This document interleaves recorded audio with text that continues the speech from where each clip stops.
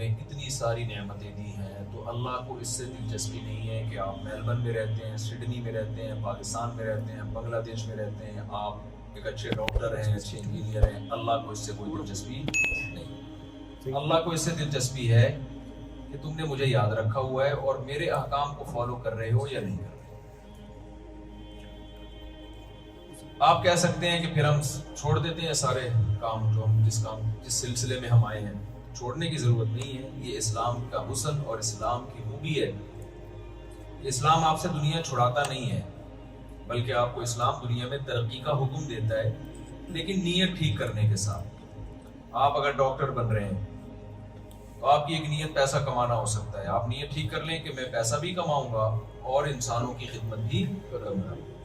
یہی ذریعہ ہے۔ رہبانیت سے نبی صلی اللہ علیہ وسلم نے منع کیا، لا رہبانیت فی الاسلام، فرمایا اسلام میں رہبانیت نہیں ہے۔ آپ کسی بھی طرح سے بزنس کر کے پیسہ کماتے ہو، آپ پیسہ کمانا چھوڑو نہیں۔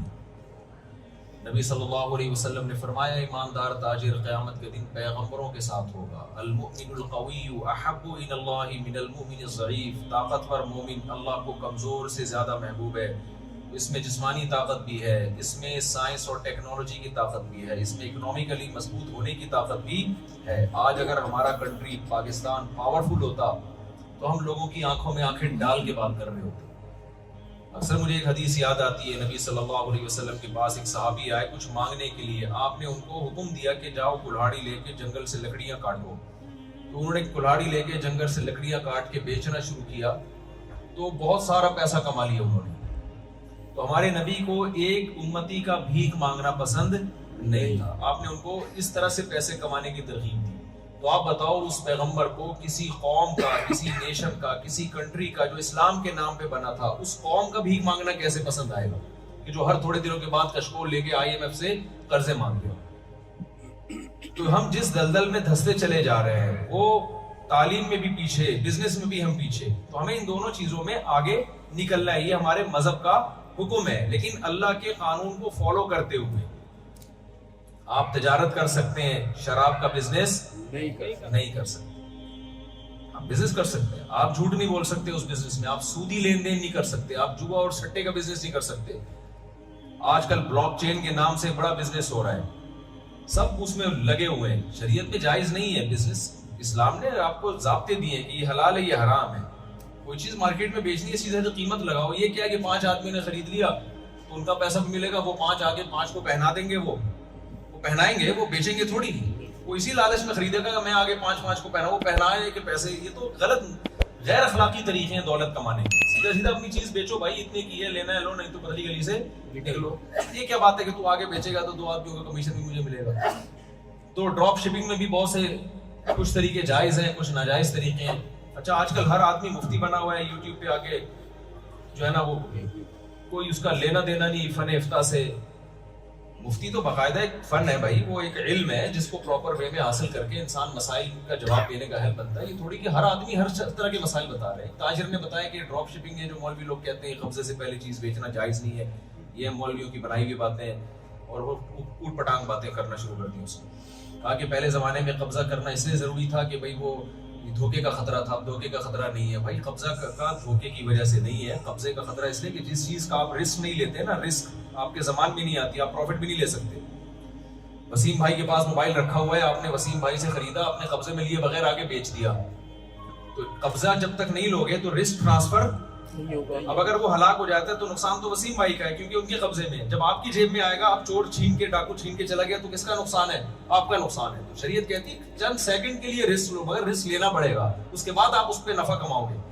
تو یہ جو پیسے کی صحیح سرکولیشن کے لیے، تاکہ لوگ جو پیسہ جو ہے نیچرل طریقے سے سرکولیٹ کرے، اس کے لیے اسلام نے کچھ پابندیاں لگائی ہیں۔ تو غیر مسلموں کے اپنے اصول ہیں، اسلام کے اپنے اصول ہیں، تو آپ کو اسلام کے اصولوں کو فالو بولتے کیوں نہیں بھائی کرنا پڑے گا۔ آپ کو وراثت شریعت کے مطابق تقسیم کرنی پڑے گی۔ تو ہر چیز میں اسلام نے ہمیں گائیڈنس دی ہے۔ اسلام کی خوبی ہے کہ اس نے ہمیں کسی بھی معاملے میں یتیم اور لاوارث نہیں چھوڑا۔ تو اب میں جلدی سے بات کو سمیٹتا ہوں۔ تو میں وہاں سے لے کے چلا تھا کہ انٹیوں کو جھانکنا تاکنا نہیں، اس پہ آپ کو غصہ آ گیا تھا اور آپ نے کہا نماز کا ٹائم ہو رہا ہے نا، آپ کو بہت غصہ آیا۔ تو اللہ میاں نے یہ کیونکہ بہت کامن ہو رہا ہے، زنا سوسائٹی میں بہت تیزی سے پھیل رہا ہے. دیکھو بھائی، جوانی ہمیشہ نہیں رہتی، یہ زنا کے چسکے یہ تھوڑے دنوں کے ہیں. جب بوڑھے ہو جاؤ گے نا تو یہ خود بخود ویسے ہی چھوٹ جائیں گی یہ ساری چیزیں. اس سے پہلے جوانی میں چھوڑ دو تو ثواب ملے. گھر والوں کو ٹائم دو. دیکھو یہاں آپ کو اپنے گھر والوں کو زیادہ ٹائم دینا پڑے گا کیونکہ یہاں چاروں طرف ماحول کفر کا ماحول ہے. تو آپ کو یہاں اپنے، مجھے یہ جن کے یہاں میں ٹھہرا ہوں اتنے اچھا لگا ہے، کہتے ہیں میں جہاں بھی تفریح پہ جاتا ہوں اپنے گھر والوں کو، بچوں کو اور گھر والوں کو لے کے جاتا ہوں. ایسا زبردست انہوں نے نظام گھر میں بنایا ہوا ہے. تو ٹائم دینا پڑے گا. اگر آپ نے ٹائم نہیں دیا تو آپ کے گھر والے آپ کے ہو سکتا ہے دین سے دور نکل جائے. یہاں خاتون کو اپنے بچوں کی تربیت کرنی پڑے گی، وہاں سے زیادہ کرنی پڑے گی. حضرت ڈاکٹر عبدالحی صاحب رحمہ اللہ تعالیٰ امریکہ کے سفر پہ گئے تھے. انہوں نے وہاں بیان میں کہا، ڈاکٹر عبدالحی صاحب تھے یا مولانا عاشق الہی صاحب تھے، مجھے نام بھول گیا ہوں. انہوں نے کہا کہ دیکھو تم لوگ یہاں پر ہو نا، مجھے یقین ہے کہ تم اسلام پر تمہاری موت ہوگی. مجھے یقین ہے کیونکہ تم آئے ہو علماء کو سننے کے لیے، اس کا مطلب تمہیں اسلام سے دلچسپی ہے. تمہاری جو اولاد ہوگی اس کے بارے میں مجھے کنفرم نہیں ہے. بہت سے اسلام پر ہوں گے، بہت سے اسلام چھوڑ چکے ہوں گے، لیکن آگے جو اس کی اولاد ہوگی اس کے بارے میں کنفرم بتا کے جا رہا ہوں وہ اسلام چھوڑ چکے ہوں گے. اور جس زمانے میں انہوں نے بات کہی تھی نا تو ان کی اولادوں کی اولادیں مرتد ہو چکی ہیں. بھائی میں نے آپ سے عرض کیا کہ ہماری نظر میں سب سے زیادہ ویلیو کس چیز کی ہونی چاہیے؟ ایمان کی. دنیا میں آئے جس کے لیے ہیں تو ہم کیسے چھوڑ سکتے ہیں اس کو؟ تو ایک بات تو یہ، اپنا ایمان سے اور اسلام سے رشتہ جوڑنے کے لیے آپ کو زیادہ اسٹرگل کرنی پڑے گی، محنت آپ کو زیادہ کرنی پڑے گی. تو اس کے لیے آپ نے کیا کرنا ہے؟ خاص طور پہ خواتین سے میں گزارش کروں گا، بھائی اپنے پردے سے دستبردار نہ. آسٹریلین گورنمنٹ کا میں بھی شکر گزار ہوں، آپ بھی شکر گزار ہیں، میں مسلم کمیونٹی کی طرف سے شکر گزار ہوں. دنیا میں بہت سارے غیر مسلم ممالک میں خواتین کو چہرے کے پردے پر پابندی لگا، لیکن آسٹریلین گورنمنٹ یہاں خواتین کے چہرے کے پردے پہ کوئی پابندی الحمدللہ نہیں، بلکہ اس کو اچھا سمجھتے ہیں اگر کوئی خاتون پردہ کرتی ہے. ہمارے دوست نے بتایا میری وائف کو نیشنلٹی ملی ہے، فل پردے میں تھی وہ اور مکمل چہرہ بھی ڈھکا ہوا تھا، گورے نے ہاتھ تک نہیں ملایا، ایسے یوں کر کے جھکا اور جو ہے نا یعنی احتراماً کہ بھئی ایک عورت پردہ کرتی ہے ہاتھ نہیں ملانا چاہتی. تو یہ لوگ جب آپ کو رسپیکٹ دے رہے ہیں، نبی صلی اللہ علیہ وسلم نے فرمایا من لم یشکر الناس لم یشکر اللہ، جو لوگوں کا شکریہ ادا نہیں کرتا وہ اللہ کا شکر بھی ادا نہیں کرتا. تو غیر مسلم ریاست ہے لیکن اس ریاست کے آپ پر احسانات ہیں. یہاں آپ کو نماز پڑھنے کی اجازت ہے، یہاں آپ کوئی خاتون پردہ کرنا چاہیں ان کو پردہ کرنے کی اجازت ہے. یہاں میں نے بڑے بڑے انجینئر دیکھے ہیں جن کی پوری اتنی لمبی لمبی داڑھی ہیں، وہ کہہ رہے ہیں داڑھی رکھ کے سب کام یہاں کر سکتے ہیں، ہمیں کوئی رکاوٹ نہیں. ہم نماز کا ٹائم مانگے ہمیں نماز کا ٹائم مل جاتا ہے. نبی صلی اللہ علیہ وسلم کے دور میں بھی دو قسم کے غیر مسلم تھے، کچھ ایسے تھے جو اسلام میں رکاوٹ تھے، کچھ ایسے تھے جو اسلام میں رکاوٹ نہیں تھے. ہمیں دونوں کی مثالیں ملتی ہیں. نجاشی عیسائی بادشاہ تھا، کرسچن ریاست تھی، عیسائیت ایک عیسائی ریاست تھی، غیر مسلم تھے، وہ ایمان نہیں لے کر آئے. نبی صلی اللہ علیہ وسلم کے اصحاب پر جب ظلم شروع ہوا تو آپ کو پتا چلا بھائی افریقہ میں حبشہ میں ایک بادشاہ ہے غیر مسلم لیکن اس کے دل میں انسانیت ہے، وہ مظلوموں کی مدد کرتا ہے. تو آپ صلی اللہ علیہ وسلم نے حضرت عبداللہ بن مسعود، حضرت جعفر طیار کو غیر مسلم اسٹیٹ میں بھیجا کہ بھئی مکہ میں تم محفوظ نہیں ہو تو تم کہاں جاؤ؟ نجاشی کے پاس. نجاشی نے ان کو پناہ بھی دی اور بہت سارے گفٹ دے کے بھی نبی صلی اللہ علیہ وسلم کی خدمت میں بھیجا. اور ہرقل بھی تھا. تو ہر طرح کے بادشاہ پہلے بھی تھے، آج بھی ہیں. تو جو غیر مسلم ریاستیں مسلمانوں کو آزادی دیتی ہیں، آپ کے رمضان میں آپ روزے رکھ رہے ہو، یہاں پہ آپ تراویح پڑھ رہے ہو، یہاں پہ آپ کے مدرسے کھلے ہوئے ہیں، آپ کے اسلامی کے اسکول کھلے ہوئے ہیں، تو ان غیر مسلم اسٹیٹ کا آپ پر حق ہے، آپ پر ان کا شکر ادا کرنا. بولو بھائی، اپنے قول سے بھی اپنے عمل سے بھی. قول سے شکر یہ ہے کہ آپ اس اسٹیٹ کے خلاف بیان نہیں بولو نہ دیں، اسٹیٹ کے اگینسٹ نہ جائیں، آپ کسی بھی طرح کی جو ہے نا وہ کوئی ایسی بات نہ کریں جس سے اسٹیٹ کو یہ لگے کہ مسلمان ہمارے اگینسٹ ہے. دوسرا اپنے عمل سے بھی، عمل سے کیسے؟ لا کو فالو کرنا ہے. آپ میں سمجھا پا رہا ہوں بھائی؟ بالکل جی، قانون کو فالو کر کے بتانے میں ایک اچھے شہری ہیں. آپ نے ہمیں اگر نیشنلٹی دی ہے، آپ نے اگر ہمیں یہاں رہنے کی جگہ دی ہے تو آپ خوش ہوں گے کہ انسان کے بچوں کو ہم نے یہاں رہنے کے لیے جگہ دی. ایسا کام نہ کریں وہ کہ یار یہ کس قسم کے لوگوں کو ہم نے یہاں. مجھے کسی نے بتایا پہلے آسٹریلین گورنمنٹ جو ہے نا وہ بچہ پیدا ہونے پر ٹھیک ٹھاک پیسے دیتی ہے. ہاں، اس کا نتیجہ یہ نکلا کہ کچھ ایسے لوگوں نے اسپیڈ بڑھا دی جو یہاں کرمنل ایکٹیویٹیز میں زیادہ تھے. تو گورنمنٹ کو یہ لگا کہ جو کرمنل قسم کے لوگ ہیں ان کی اسپیڈ بڑھ گئی ہے، تو اس سے ہماری سوسائٹی کیا بن جائے گی؟ آبادی تو بڑھ جائے گی. لیکن چوریاں ڈکیتیاں بھی بڑھ جائیں گی، انہوں نے وہ سہولت ہی واپس لے لی. تو میں تو جہاں جاتا ہوں اسپیڈ بڑھا کے آتا ہوں، آپ کو بتائیں. میں تو بیانات اس ٹائپ کے کرتا ہوں، بھائی نسل بڑھاؤ، تو ہمارے پیغمبر صلی اللہ علیہ وسلم کا حکم ہے. تو آپ جب اچھے شہری بن کے رہیں گے، لا کو فالو کریں گے، ٹیکس آپ ٹائم پہ دیں گے، تو یہاں کی گورنمنٹ چاہے گی کہ مسلمانوں کی نسل بڑھے. ان کو اچھے شہری ہونے سے، ان کو کیا، آپ کو نماز پڑھے نہ پڑھے، وہ کہہ رہے ہیں ہماری صحت پہ کیا اثر پڑتا ہے اس سے. آپ لا کو فالو کریں. تو یہ سہولت جب آپ کو یہاں ملی ہے، اگر آپ لا کو فالو نہیں کرتے تو آپ خوب سمجھ لیں اپنی بدنامی کا ذریعہ نہیں بنتے، آپ اسلام کو بدنام کریں گے. یہاں اسلام پر پابندیاں لگوائیں گے آپ. تو ٹیکس آپ نے ٹائم پہ دینا ہے. اللہ تعالیٰ نے اہل ایمان کی جو صفات بیان کی ہیں، اللہ فرماتے ہیں اذا اکتالوا علی الناس یستوفون واذا کالوهم او وزنوهم یخسرون. اہل ایمان جو بے ایمان لوگ ہیں نا، بے ایمان لوگ جو جہنمی لوگ ہیں، اللہ نے ان کی برائی بیان کی کہ جب اپنا حق لینے کی باری آتی ہے تو پورا حق لیتے ہیں، جب حق دینے کی باری آتی ہے تو اس میں ڈنڈی مارتے ہیں. آپ جو یہاں سہولتیں اٹھاتے ہیں وہ اسی بیس پہ کہ گورنمنٹ یہ سمجھتی ہے کہ یہ ٹیکس دیتا ہے لہذا یہ علاج کا بھی مستحق، فلاں فلاں جو ہے سہولتوں کا بھی مستحق. وہ تمام بینیفٹس اور تمام سہولتیں آپ لے لیتے ہیں، لیکن جب گورنمنٹ جن چیزوں کے عوض میں سہولت دیتی ہے اس ٹیکس میں آپ کیا کرتے ہیں؟ ڈنڈی مارتے ہیں. تو یہ ناانصافی ہے کہ نہیں؟ وہ ایک آدمی نے کسی سے پوچھا کہ یار یہ ابھی چھوڑو، پھر لطیفہ ہو جائے گا، پھر وہ لمبی بات ہو جائے گی، ہو سکتا ہے کوئی ناراض نہ ہو جائے اس لطیفے سے نا. تو ناانصافی ہے کہ نہیں؟ یہ تو 100% ناانصافی ہے بھائی. تو معاہدوں کی پابندی کرنا، ایگریمنٹ کی پابندی کرنا، مالی لین دین میں، میں یہ واقعہ ہر بیان میں سنا رہا ہوں، ہر بیان میں. شاید پرانے لوگ بور ہو گئے ہیں یہ واقعہ سن کے، لیکن میں لازمی سناتا ہوں، ہونا ہے تو ہو جاؤ بھائی. نبی صلی اللہ علیہ وسلم نے صلح حدیبیہ میں مشرکین مکہ سے معاہدہ کیا، ایگریمنٹ ہوا کہ ادھر سے کوئی مسلمان اگر کافر ہو کے وہاں چلا جائے تو آپ واپس مت کرنا، ادھر سے کوئی مسلمان ہو کے آ جائے تو ہم واپس کر دیں گے. یہ ایگریمنٹ مسلمانوں کے اگینسٹ جا رہا تھا، لیکن ہو گیا ایگریمنٹ. اتنے میں حضرت ابو جندل رضی اللہ تعالیٰ عنہ مسلمان ہو کر آئے، ہاتھوں میں بیڑیاں پڑی ہوئی ہیں. مشرکین نے کہا آپ نے ایگریمنٹ کیا ہم سے، ابھی ایگریمنٹ پہ سائن نہیں ہوئے تھے، زبانی ایگریمنٹ ہوا تھا، ابھی سائن نہیں ہوئے تھے لیکن زبان سے ہو چکا تھا ایگریمنٹ. اسلام میں زبان کی ویلیو ہے بھائی. لوگ طلاقیں دیتے ہیں نا، کہتے ہیں منہ سے بولا ہی تو ہے، بھائی منہ سے ہی بولا جاتا ہے. تو یہ اسلام میں زبان کی ایک بڑی ویلیو ہے. تو آپ نے جب زبان دے دی تو ابو جندل رضی اللہ تعالیٰ عنہ کو آپ نے پکڑ کے ان کے حوالے کر دیا. انہوں نے کہا یا رسول اللہ مجھے مشرکین کے حوالے کر دیں، وہ قتل بھی کر سکتے ہیں. لیکن پیغمبر صلی اللہ علیہ وسلم اگر حوالے نہ کرتے تو انگلی اٹھ جاتی نا. ہم کہتے ہیں بھائی قرآن تو جگہ جگہ کہہ رہا ہے مسلمان معاہدوں کی پابندی کرتے ہیں، امانت میں خیانت نہیں کرتے، لیکن اصل میں ایکچولی وہ جب کوئی کچھ مسئلہ ہو تو پھر کر لیتے ہیں. یہی ہوتا ہے نا، کوئی پرابلم ہو تو کیا کر لیتے ہیں، پھر سب کچھ کر لیتے ہیں. اس سے بڑی کوئی انسانی تاریخ میں کوئی پرابلم ہو نہیں سکتی کہ ایک شخص آپ پر ایمان لے کر آیا، آپ کے مذہب میں داخل ہو رہا ہے، ہاتھوں میں بیڑیاں ہیں اور آپ اس کو واپس کر رہے ہیں، اس کو قتل کر دیں گے. اس کے باوجود محمد صلی اللہ علیہ وسلم صادق اور امین، آپ صرف زبانی کلامی نہیں تھے، آپ نے عمل سے بتا دیا کہ میں صادق بھی ہوں اور میں امین بھی ہوں. میں صادق بھی ہوں اور امین، ان کو حوالے کر دیا. تو آپ کا بھی بھائی جب آپ آسٹریلیا میں آئے ہو تو کچھ پیپرز پہ آپ نے سائن بولتے کیوں نہیں؟ انہوں نے ایسے اٹھا کے بھیج دیا ایمبیسی کے یار میں آسٹریلیا جانا چاہتا ہوں. انہوں نے کہا چلو یہ ٹکٹ پکڑو اگلی فلائٹ سے آپ آسٹریلیا.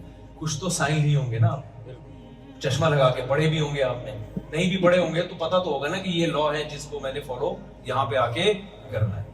تو میرے بھائی جب پیڑے کھانے کا ٹائم آئے تو آپ گورنمنٹ سے ساری سہولتیں لیتے ہو، جب اپنی ذمہ داریاں پوری کرنے کا ٹائم آئے تو آپ ڈنڈی مارتے ہو. تو ہو سکتا ہے آسٹریلیا کی گورنمنٹ سے آپ بچ جاؤ، قیامت میں اللہ کے عذاب سے آپ نہیں بچ سکتے. معاہدوں کو پورا کرنا یہ انسانوں کا آرڈر نہیں ہے، یہ جس نے ہمیں بنایا ہے اس کا آرڈر ہے.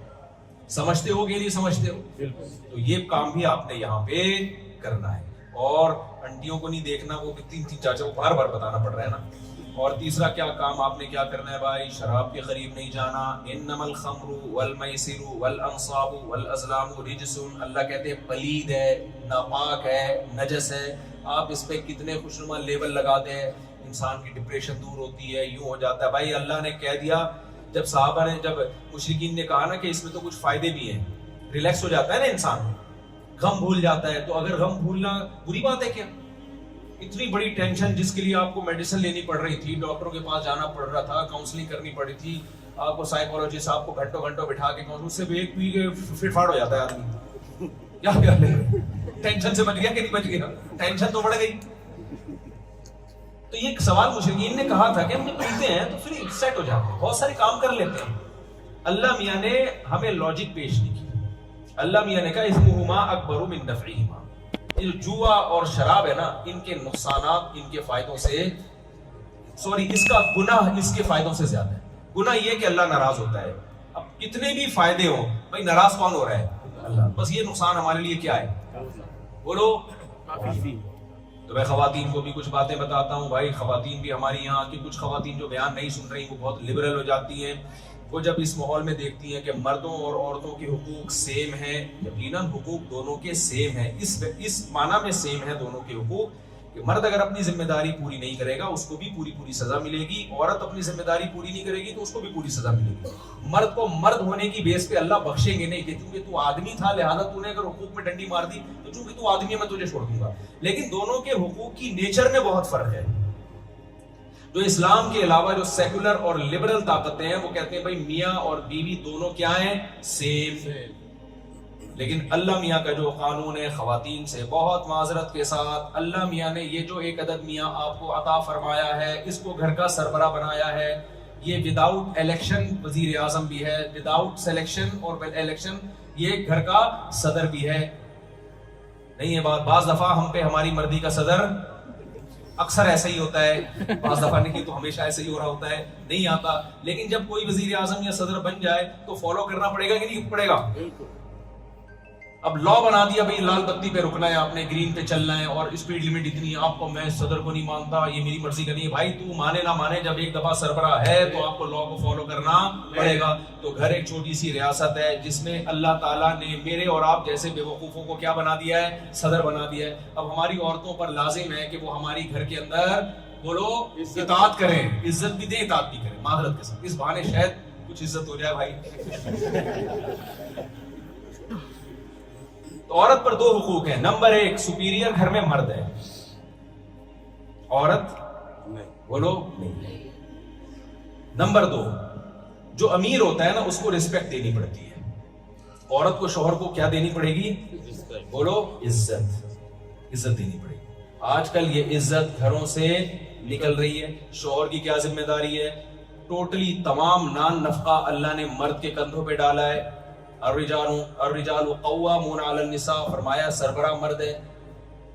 لیکن دوسری اس کے بدلے میں اللہ نے مرد پہ ذمہ داریاں بھی زیادہ ڈال دی. بھائی جب ہم نے تمہیں سربراہ بنایا اور تمہاری بیوی کو حکم دیا تمہیں عزت دے تو تم نے کیا کرنا ہے؟ اس کو لونڈی اور غلام نہیں سمجھنا. ایک تو سارا نان نفقہ تمہارے کندھوں پر ہے. دوسری بات یہ کہ آپ جب گھر کے سربراہ ہو تو سربراہ کا مطلب یہ نہیں ہے کہ اب آپ چنگیز خان بن جاؤ گھر میں. میں آج بیان سن کے مفتی صاحب کا بیگم سربراہ کون ہے؟ میں ہوں. اب آپ گھر میں ایسے داخل ہو جیسے ہلاکو خان بغداد پہ حملہ کر رہا ہے. ہمارے نبی نے ہمیں جہاں یہ بتایا کہ مرد سربراہ ہوتا ہے تو پھر آپ نے اس سربراہی کو لے کے چلنا کیسے ہے وہ بھی بتایا. 9 ازواج تھیں ایٹ اے ٹائم نبی صلی اللہ علیہ وسلم کی, کیسے ان کے ساتھ سلوک کیا.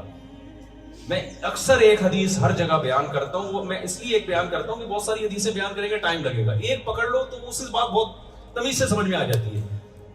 امی عائشہ رضی اللہ تعالیٰ عنہ فرماتی ہیں میں جس جگہ سے برتن میں منہ لگا کے پانی پیا کرتی تھی, جب نبی میرا بچا ہوا پانی پیتے تو برتن کو گھما کے اسی جگہ اپنے ہونٹ مبارک رکھتے جہاں سے میں نے پانی پیا. یہ ہے محبت کا اظہار. غلاموں اور لونڈیوں اور باندیوں سے انسان ان کو ایسی عزت بولو ایسی محبت نہیں دیتا.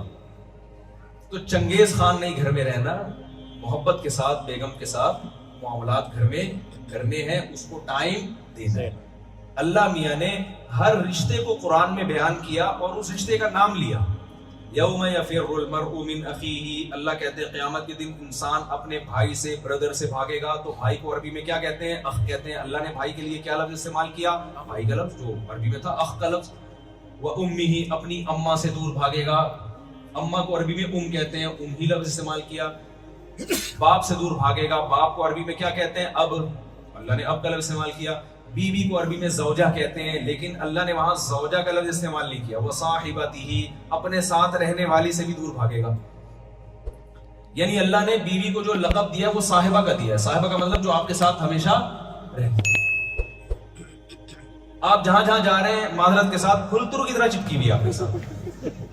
یہ لفظ غلط ہے لیکن مجھے اس کا کوئی آلٹرنیٹ مل نہیں رہا. پھلترو چپکتا ہے نا، دیکھا ہوگا آپ نے بھائی، جب ریشمی کپڑے ہوتے ہیں نا سردیوں میں تو کوئی دھاگا چپک گیا، اب کیا ہوتا ہے، آپ اس دھاگے کو یوں ہٹاؤ گے تو انگلی کے ساتھ چپک جائے گا وہ، پھر آپ یوں ہٹاؤ گے تو یہاں سے چپک جائے گا، پھر آپ اس کو یہاں سے یوں کرو گے تو ادھر سے چپک جائے گا، وہ ہٹتا نہیں ہے.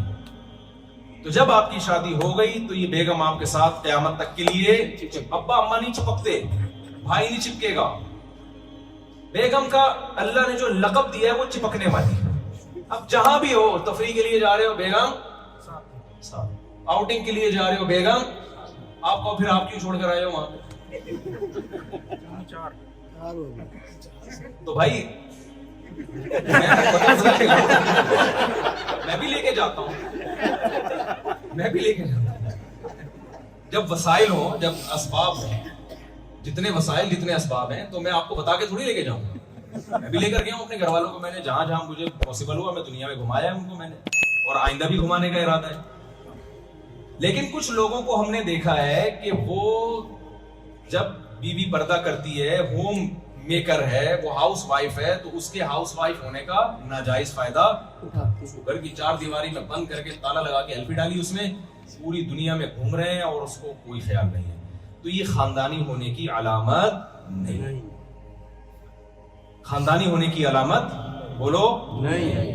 تو اس لیے اپنے گھر میں ٹائم دیا کرو. میں نہیں کہہ رہا ہر جگہ، بعض دفعہ انسان دوستوں کی محفل ہوتی ہے، لیکن جس طرح سے بعض لوگوں کی عادت ہے کہ لفٹ ہی نہیں کرانا، یہ غلط ہے. تو اس کو آپ ٹائم دو، کیونکہ اللہ نے اس کو صاحبہ کہا ہے، آپ کے ساتھ رہنے والی. کیونکہ جب ہو گئی تو اب زندگی بھر یہ آپ کے ساتھ رہے گی. بچے بڑے ہو کر ادھر ادھر چلے جائیں گے شادیاں کر کے. ابا اما سے آپ بعض دفعہ دور ہو جاتے ہو، بھائی کمانے آئے ہوئے ابا اما کو کمانے پیسے بھیج رہے ہو، مہینے مہینے فون کرتے ہو، ہر ہفتے فون کرتے ہو، خیر. لیکن بیگم آپ کے ساتھ کیا ہو گئی، اب چپک گئی ہے. مسائل نہ ہو تو ایک الگ بات ہے نارملی. اس لیے جو لوگ یہاں رہ رہے ہیں، بیگم ان کی پاکستان میں ہے، اگر اللہ نے کچھ گنجائش دی ہے، کیونکہ میں جب اس طرح کا بیان کرتا ہوں لوگ کہتے ہیں ہمارے پاس پیسے تھوڑی ہیں اتنے، تو بھائی اگر گنجائش دی ہے تو اپنے گھر والوں کو بھی یہاں اپنے ساتھ بلا لو. اس سے آپ کا امیج بھی اچھا ہوگا. شریف آدمی ہے، بیگم کو بھی لے کر آئے ہوئے، کیونکہ بیگم جس طرح انسان کو کنٹرول کرتی ہے، پولیس بھی ایسے کنٹرول کر سکتی. وہ ایک شرابی تھا، روزانہ پی کے آتا تھا، بیگم سے پٹتا تھا. تو ایک دن اس کو خیال ہوا پھر دیر ہو گئی تو پھلانگ کے آیا نا، دروازہ پھلانگ کے، دیوار پھلانگ کے اندر آیا، اور اندر آ کے کیا کیا، لیپ ٹاپ لے کے اپنا آفس ورک کر رہے. جیسے بیگم پہ یہ امیج جائے اس کے سامنے کہ بہت زبردست کام کر رہا ہوں. بیگم نے دیکھا، اس نے بولا آج لگتا ہے پھر پی کے آیا ہے. کہہ رہا نہیں، کم وقت بریف کیس کھول کے کیوں بیٹھا ہوا ہے. تو آخری بات، بس بالکل لاسٹ، یہاں آپ کو اپنے بچوں کی حفاظت کرنی ہے، اور بچوں کی حفاظت کے لیے آپ کو اسلامک اسکول بنانے، یا دینی مدرسے بنانے. یا مفتی خالد صاحب جنہوں نے میرے اس بیان کا انگلش میں ٹرانسلیشن کی، وہاں پیچھے ٹرانسلیشن چل رہی تھی نا انگلش میں، تو ان کا بھی مدرسہ ہے. آپ لوگ جو صحیح دینی مدرسے ہیں ان کو بھول نہ جائیں، کیونکہ یاد رکھو، دیکھو یہاں صحیح کام وہی علماء کر سکتے ہیں جو یہیں کے مدارس میں یہیں پیدا ہوں. ان کو یہاں کی، اگر ہم انگلش سیکھ بھی لینا، ہماری دیسی انگلش ہوگی، گلابی انگلش ہوگی. جو یہاں تو جو پیدا ہوا ہے نا، وہ زبان بولے گا جو یہاں جو بولی جاتی ہے زبان. پاکستان یا انڈیا سے جو بھی آئے گا وہ زبان تھوڑی ہوگی اس کی. تو مدر لینگویج تو مدر لینگویج ہوتی ہے. تو آپ نے یہاں اپنے بچوں کو عالم بنانا ہے. سمجھتے ہو کہ نہیں سمجھتے؟ یہاں پر اس کے لیے آپ نے دینی مدرسے یہاں کھولنے ہیں. تو میں انشاءاللہ وزٹ بھی کروں گا، ولاگز میں بھی اس کو لے کر آؤں گا یہاں جو دینی مدارس ہیں. ابھی تو سردست مفتی خالد صاحب ہیں جنہوں نے میرے بیان کا بھی انگلش میں ٹرانسلیشن کی ہے. تو آپ ان سے رابطہ کر سکتے ہیں، بھائی آپ کا مدرسہ ہے، ہمیں بتائیں کیا کرنا ہے اس کے لیے. یا ہم چاہتے ہیں یہیں پر علماء ہمارے بچوں، آپ کے اللہ نے اولاد دی ہے، ایک کو مولانا بنا دو، کیا خیال ہے بھائی؟ ایک آدھ کو تو بناؤ نا. کیا کرنا ہے اتنے بچوں کا آپ نے؟ ایک آدھ کو تو بناؤ. تو یہیں کے جب علماء تیار ہوں گے، وہ دین کی خدمت زیادہ اچھے طریقے سے کر سکتے ہیں. وہ یہاں کے حالات سے واقف ہوں گے، یہاں کے مسائل سے واقف ہوں گے. تو اسلامک اسکول بھی بنائے، کیونکہ سب بچے مدرسوں میں نہیں پڑھ سکتے. بہت کو اصلی تعلیم بھی تو مسلمانوں نے حاصل کرنی ہے نا. سارے مولوی بن گئے تو بھی بیڑا غرق ہو جائے گا. وہ اکثر میں سناتا ہوں, ایک مولانا صاحب کشتی میں سوار ہوئے تو انہوں نے ملاح سے, کشتی والے سے پوچھا تم نے دین کا علم حاصل کیا؟ اس نے کہا نہیں. انہوں نے کہا تو نے اپنی کمبخت آدھی زندگی برباد کر دی. آگے طوفان آئے, کشتی ڈوبنے لگی, انہوں نے مولوی صاحب سے پوچھا آپ نے تیراکی سیکھی؟ انہوں نے کہا نہیں. کہا پوری زندگی برباد کر دی. تو علوم تو سارے ضروری ہیں, دنیا بھی علوم بھی ضروری ہے, تو اپنے بچوں کو وہ بھی پڑھانا ہے, تو پڑھانا ہے لیکن اچھے ماحول میں. تو اچھے ماحول اسلامک اسکولز میں ہوتے ہیں, تو آپ یہاں بنائیں اچھے ماحول میں.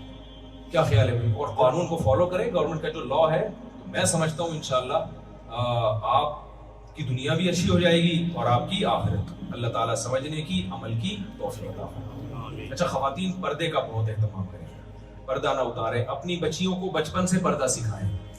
دیکھو پردے میں سکون ہے. یہ جوانی کے ششکے تھوڑے دنوں کے ہیں, بڑھاپے میں انہی کی اچھی زندگی گزرتی ہے جنہوں نے جوانی میں اللہ کو یاد کیا ہو.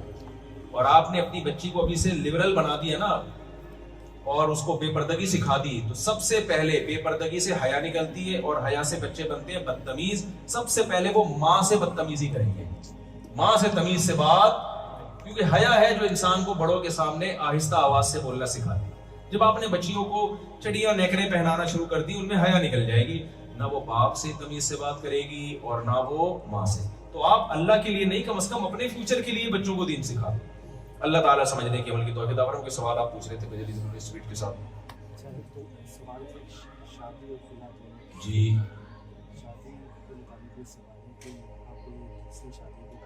جی, حقوق تو بھائی برابر ہوں گے.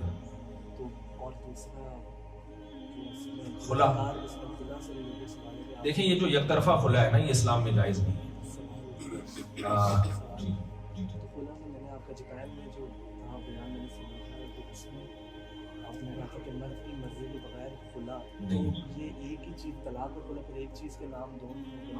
بالکل ایک ہی چیز کے دو نام. فرق یہ ہے کہ طلاق بغیر کسی عوض کے ہوتی ہے, خلا معاوضے کے ساتھ ہوتا ہے. لہذا جب ایک طلاق ہوتی ہے تو وہ رجعی ہوتی ہے, رجوع کا حق ہوتا ہے. خلا چونکہ معاوضے کے بدلے میں, عورت کہتی ہے مہر دوں گی مجھے طلاق دے دو, تو معاوضے کے بدلے میں, لہذا اس میں مرد کو رجوع کا حق نہیں ہوتا.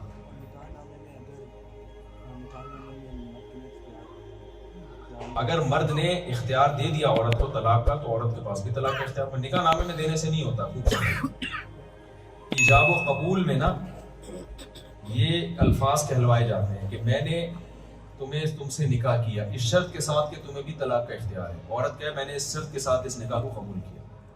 نکاح نامے پہ تو پہلے دستخط ہو جاتے ہیں نا, تو اس وقت تو میاں بیوی ہے ہی نہیں, تو ان شرطوں کا اعتبار نہیں ہے. تو اگر کہیں ظلم کا خطرہ ہو عورت کو, تو پھر وہ طلاق کے اختیار بھی لے سکتی ہے, ایجاب و قبول کے دوران ہی لے سکتی ہے, یا پھر بعد میں بھی طلاق کا اختیار عورت کو دیا جا سکتا ہے. نکاح ہو گیا تو مرد کہہ سکتا ہے کہ میں نے تمہیں بھی اختیار دے دیا ہے. جتنا اختیار دے گا اتنا آئے گا عورت کے پاس.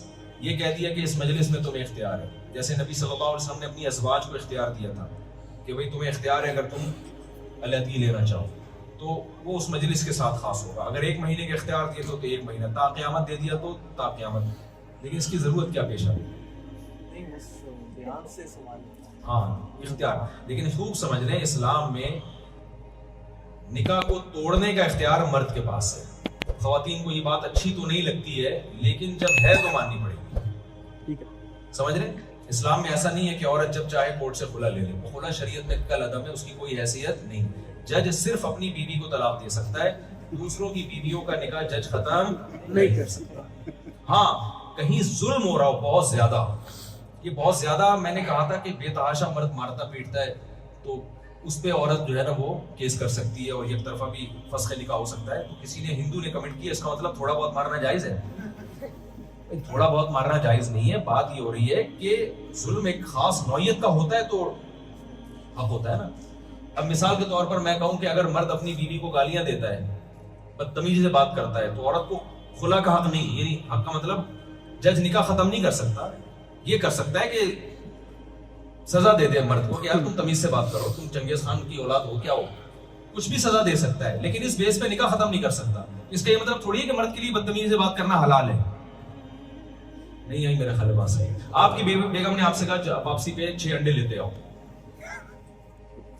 بھائی ناشتے میں نے بھی انڈے کھانے ہیں, 2-4 بچے انہوں نے بھی انڈے کھانے, آپ کے پاس پیسے بھی آپ نہیں لے کر آ رہے. ظلم ہے یا نہیں ہے؟ بالکل. لیکن کیا اس ظلم کی بیس پر عورت کورٹ میں کیس کر سکتی ہے, میں نے اسے 6 انڈے منگوائے تھے, 4 لے کر آیا, 2 نہیں لے کر آیا, لہذا مجھے نکاح مجھے علیحدگی چاہیے. یہ حق تھوڑی ہے بھائی, اس نوعیت کا ظلم تھوڑی ہے کہ اس پہ رشتہ توڑنا جائز ہو جائے. اب اس پہ کوئی میری بات پہ کمنٹ کرے کہ اس کا مطلب ہے مرد کے لیے جائز ہے کہ منگوائے تھے 6 اور لائے وہ 4. بھائی ہم کب کہہ رہے ہیں جائز ہے؟ یہ بھی غلط ہے, ظلم ہے. جب بچے 6 ہیں تو انڈے بھی 6 ہی آنے چاہیے نا بھائی. تو یہ تو ظلم ہے, لیکن ہر ظلم اس نوعیت کا نہیں ہوتا کہ اس پہ بریک اپ ہو جائے. وہ پھر فیملی سسٹم تباہ اور برباد ہو جائے گا. 100% دنیا میں ٹھیک کوئی بھی نہیں ہو سکتا. تو اسپیسیفک کچھ انواع کے ظلم ایسے ہیں کہ وہ شدید نوعیت کے ظلم ہے. وہ ظلم اگر مرد کر رہا ہو تو پھر عورت کو یہ رائٹ ہے کہ اگر وہ تمیز سے طلاق نہیں دیتا تو عدالت سے وہ خلا لے. لیکن وہ خلا نہیں ہوتا, وہ فسخ نکاح ہوتا ہے, لیکن عدالتیں اس کو خلا کہہ دیتی ہیں. وہ ظلم یہ ہے کہ بے تحاشا مارتا پیٹتا ہو, یا وہ بالکل ہی نامرد ہو, یا یہ کہ ضروری نان نفقہ بھی نہ دیتا ہو, یا یہ کہ اس کو رکھنے کے لیے تیار نہ ہو, نہ چھوڑ رہا ہے نہ رکھ رہا ہے. جیسے کچھ لوگ شادی کر کے اوسیلی آ جاتے ہیں, بیگم وہاں پڑی بھی ہے, 5 سال ہو گئے 10 سال ہو گئے, بولتی بھائی یا تو لے کے جاؤ یا رکھو, یہ کر ہی نہیں رہا. یہ بیسک یعنی ایسے ظلم ہے جو شدید نوعیت کے ظلم ہے. تو اس میں مرد کو کہا جائے گا بھائی یا تو رکھو یا چھوڑو. نہیں چھوڑتے تو پھر کورٹ سے طلاق لے سکتی ہے, لیکن اس بیس پہ طلاق نہیں لے سکتی کہ مجھے بھائی چھوٹی موٹی نوعیت کے جو ظلم ہو رہے ہوتے ہیں تو ہر گھر میں ہوتے ہیں, تو اس بیس پہ نہیں لیا جا سکتا, اس میں نہیں دے سکتے. یعنی یہاں میں نے سنا ہے کہ کچھ اسلامی کچھ ایسے مفتیان کرام بھی ہیں, وہ بھی کھٹ سے خلا کی ڈگری پکڑا دیتے ہیں. ایسا نہیں ہوتا. اسلام میں نکاح عورت کی مرضی کے بغیر نہیں ہوتا, لیکن نکاح ختم مرد کی مرضی کے بغیر نہیں ہو سکتا. اور اس میں عورت کا فائدہ ہے, کیونکہ آدمی کو جب پتا ہوتا ہے نا میری ہے تو اس پہ خرچ کرتا ہے. آپ کو پتا ہوگا ہمارے یہاں لوگ بیوی کے نام پراپرٹی کر دیتے ہیں, جائیدادیں کر دیتے ہیں, لیکن اگر آپ کو پتا ہو یار کل اسے وسیم پسند آیا تو کورٹ سے خلا لے کے وہاں چلی جائے گی, تو پھر آدمی ٹائم پاس کرنے کے لیے بیگم کو رکھے گا, کہے گا یار اس کا کیا مقصد ہے. ایک خاتون نے مجھے کہا کہ 5 بچے ہو گئے ان کے, انہوں نے کہا مجھے میرا میاں نہیں پسند آ رہا, مجھے نہیں اچھا لگ رہا. میں نے کہا بیسک وہ پورے کر رہا ہے, کہہ رہی ہاں کر رہا ہے, لیکن دیکھیں نا ہم کمپنی میں کانٹریکٹ کرتے ہیں. ایکچولی جب ہم کانٹریکٹ کرتے ہیں تو ہمیں جب بعد میں ہم جو ریزائن دے دیتے ہیں تو کمپنی تھوڑی میں پابند کرتی ہے. تو نکاح بھی ایک کانٹریکٹ ہے, مجھے اچھے لگ رہے تھے, میں نے شادی کر لی, اتفاق سے ہمارے 5 بچے ہو گئے, اب مجھے نہیں پسند آ رہے تو میں کیسے. میں نے کہا بھائی آپ کا میاں کمپنی نہیں ہے, یہ رشتہ ہے. یہ میاں کو آپ کمپنی پہ قیاس نہ کریں, یہ ایک رشتہ ہے جو اللہ کی طرف سے بنایا ہوا رشتہ ہے. جو ہے جیسا ہے آڑا ترچا اس کو قبول کرو آپ. اچھا ہمارے پاس صرف 5 منٹ ہے, بڑے دھماکہ ہونے والا ہے. جی ارشاد. جی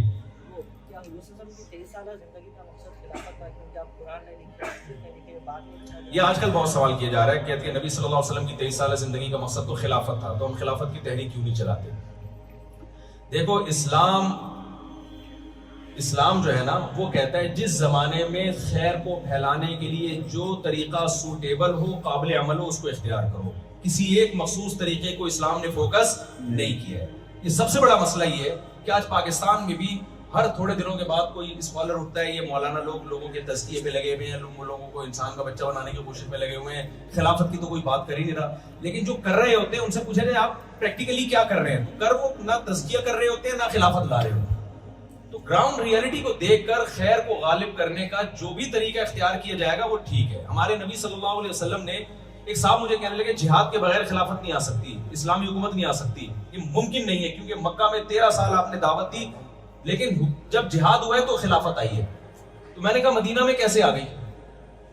مدینہ میں تو کوئی جنگ نہیں ہوئی نا, مدینہ والے خود ہی آ کے مسلمان ہو گئے. تو نبی صلی اللہ علیہ وسلم نے گراؤنڈ ریئلٹی کو دیکھ کر کہ جس وقت جو طریقہ سوٹیبل ہے اس کو اختیار کیا جائے. تو یہاں آپ کے لیے سوٹیبل طریقہ یہی ہے کہ تمیز سے, اچھے بچوں کی طرح آپ تمیز سے زندگی گزاریں, اسلام کی تبلیغ کی کوشش کریں.